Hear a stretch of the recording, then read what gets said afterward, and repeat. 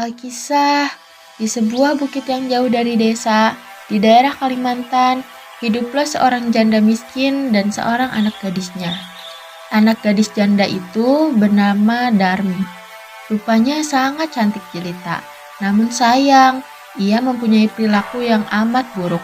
Gadis itu amat pemalas, tak pernah membantu ibunya melakukan pekerjaan-pekerjaan rumah. Kerjanya hanya bersolek setiap hari. Segala permintaannya harus dituruti. Setiap kali ia meminta sesuatu kepada ibunya, harus dikabulkan tanpa memperdulikan keadaan ibunya yang miskin. Setiap hari harus membanting tulang mencari sesuap nasi. Suatu hari, seperti biasa, gadis itu mengurung dirinya di dalam kamarnya. Ia tak mau matahari merusak kulitnya.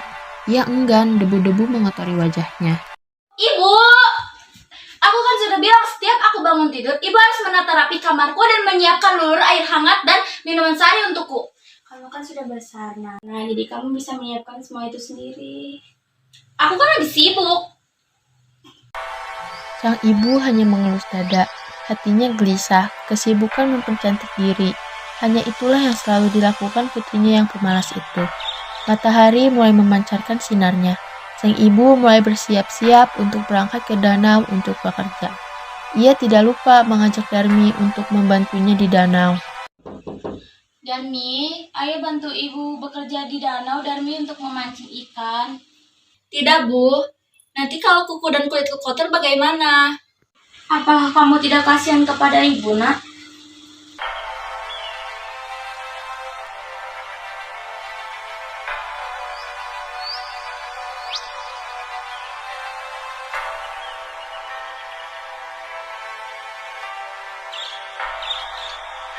Akhirnya, sang ibu pergi ke danau sendirian.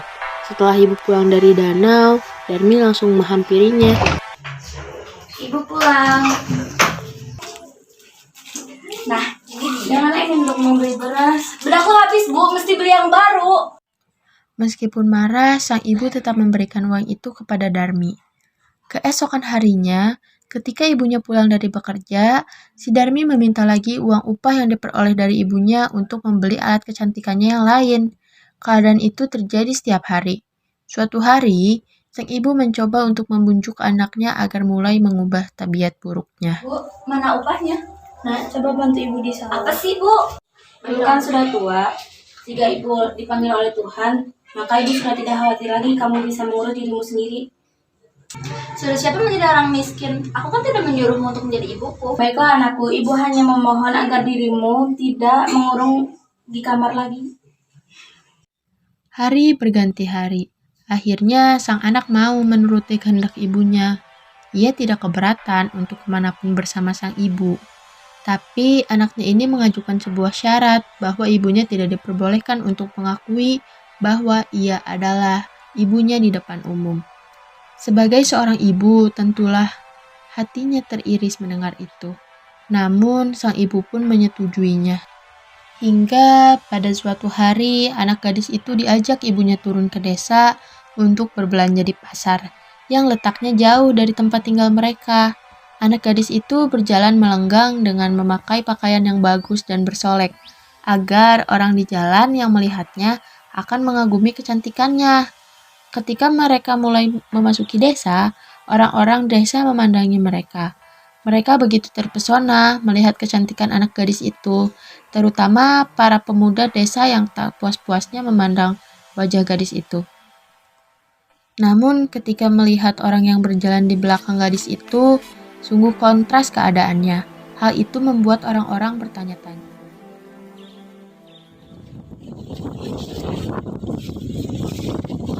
Wanita itu cantik sekali kan? Dia tinggi dan tinggi. Bahkan dia lebih cantik daripada bunga mawar. Saya kan yang berkenalan sama dia. Kamu kemana? Mau kenalan? Ikut. Di lain sisi, para perempuan pun turut membicarakan kehadiran mereka. Foto yang berjalan di belakang wanita cantik itu, ya Kak, aku melihatnya di postingannya. Kasihan sekali ya, siapakah dia membawa banyak cucian di belakang wanita cantik itu? Apakah dia... jangan berpikir macam-macam, juga itu tidak baik. Baiklah Kak. Di antara orang yang melihatnya itu, seorang pemudi mendekati dan bertanya pada gadis itu. Siapa itu yang berdiri di belakangmu? Apa itu ibumu? Bukan, dia itu pembantuku. Yakin dia bukan ibumu? Bukan, sudah kubilang dia itu pembantuku.